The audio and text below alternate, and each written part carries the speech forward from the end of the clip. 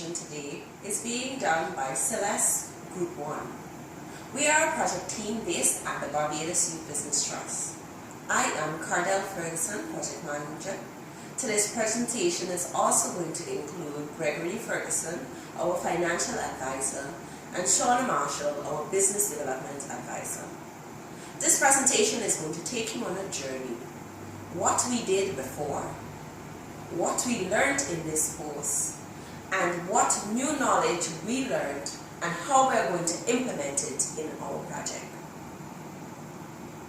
Our project, which is set to be signed in June, is a Caribbean regional project. It will benefit 2,100 young persons from Barbados, Jamaica, and Trinidad and Tobago. We are also going to support 935 persons to start and run successful businesses. In addition, at the end of it all, we hope to create 832 jobs to our indirect beneficiaries. Prior to the start of this course, we were only using Gantt charts, budgets, logical framework, procurement matrix, and annual operating plan.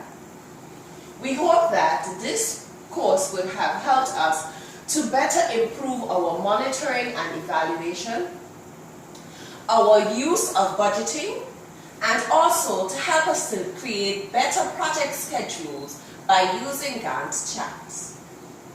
We were introduced to the concept of work breakdown schedule. This is something that we are looking forward to learning more about. And at this point, I will now ask Shauna Marshall to enlighten us on some of the tools that Throughout this course, we learned there are 7 interconnected tools to be considered in the planning project matrix. The first being the work breakdown structure. This is the most significant tool in managing the scope of the project, and it works more effectively when broken down into its 2 components, the work packages and deliverables. Making it easier to estimate time and cost, it is used to verify project tasks and is an input to the project scheduling process and the S-curve. There is more to a project scheduling process than just the total cost of activity, because it demonstrates the entire logical sequence and the steps to follow.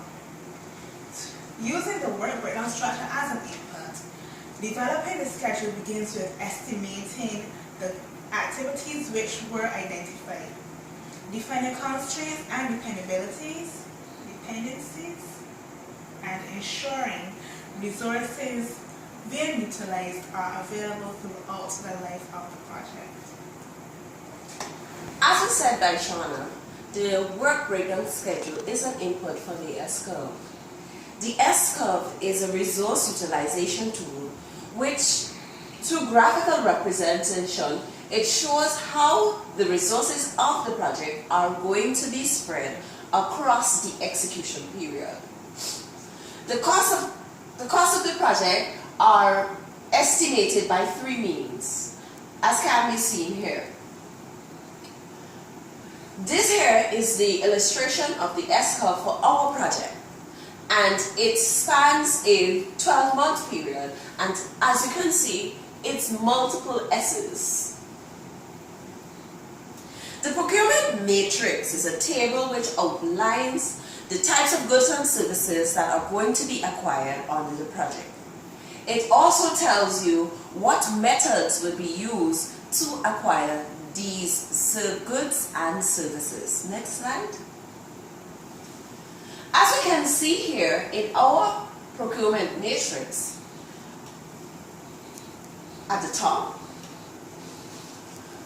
it is broken down into goods, non-consulting services, consulting services, and individual consultants. Our procurement matrix, our procurement methods are PC, which is price comparison, CQS, which is consultant qualifications, national individual consultant qualification, single source selection, which is the SSS. It also tells you whether we are able to do the procurement ex post or ex ante. And ex ante means that we have to get permission first from the donor before we procure this service. It also tells you when, during the project life, we will be procuring each one of these services or goods. So I now turn over to Gregory Ferguson, who is going to talk about the risk, communication, and responsibility matrix. A lot of the project comes together in various ways. In order for us to cater to a few contingencies, we have three matrices that we use.